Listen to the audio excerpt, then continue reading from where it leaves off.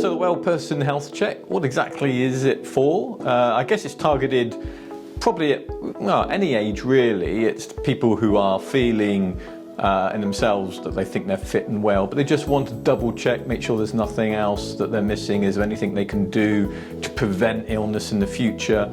Any advice about their lifestyle, etc. To try and make sure that they've got a nice, long, healthy life really. So we're getting all age groups that come in for it. So what does it actually involve? Well, it's basically coming in, it will involve obviously me taking a bit of history, so that's just really me understanding what their lifestyle is like. Do they like a bit too much alcohol? What kind of activities do they do? And getting a background to their sort of background health. And often they're pretty fit and well people. They just want to doubly make sure what's going on inside. And so there's the history, then there's the physical parameters. So we would just do a general height and weight, make sure that's in the normal BMI range, which is your body mass index range, make sure it's a nice healthy range. And then go on to check things like blood pressure, listen to your chest and your heart, make sure they're all sounding right, and your pulse. We will test your urine as well. That can give us a lot of information. We're testing all sorts of things, protein, ketones, sugars, etc. that are in the blood to make sure that actually the urine looks healthy, because that tells us, okay, your kidneys are probably healthy too. And then we also get an ECG. So that's our when we wire everyone up, and it's totally painless. You're not going to get any sort of electrical shock from it. And essentially it's looking at how well the heart's beating on the electrical conductivity going through. It gives us a lot of information as well. So we can combine all those physical parameters.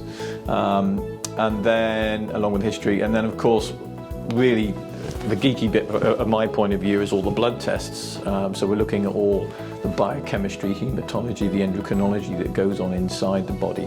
So it gives me a lot of information about how well the different organs of the body are functioning. So those blood tests will look at how well, for example, the liver's working. The liver does detoxification. It also does a synthetic role. And so you can get a lot of information from just a string of blood tests that we do. It will look at how well the kidney's behaving, your bone structure, and not structure, but how it's being managed. So making sure the calcium levels are where they should be.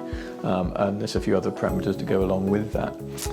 We obviously check the hematology. It was a full blood count, looking at all the cells involved in fighting infection, carrying oxygen to your tissues, etc. They can give us a lot of information, especially those people who don't initially admit that they're smoking, and then the blood test can reveal something, and then you probe. So it's really, and then the endocrinology, so looking at your thyroid function. In the case of men, often we would do a prostate blood test. And there's the potential to do an examination at the same time, just to make sure the prostate feels, normal, and that should be tied up with the blood test as well.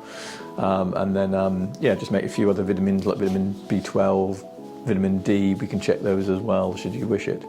And so, combining all that biochemistry, as long as the physical parameters, I will then interpret all those results, and if there's any kind of abnormalities, hopefully not, but if there are, I can go on and explain what may be causing these. Is it relating to part of the history that you gave me, the lifestyle? If you're a keen sportsman, you do a lot of weightlifting, then I'm going to expect some of those parameters to be out of the norm. Doesn't mean it's bad, it just means that because you're a big bodybuilder, you're not considered normal.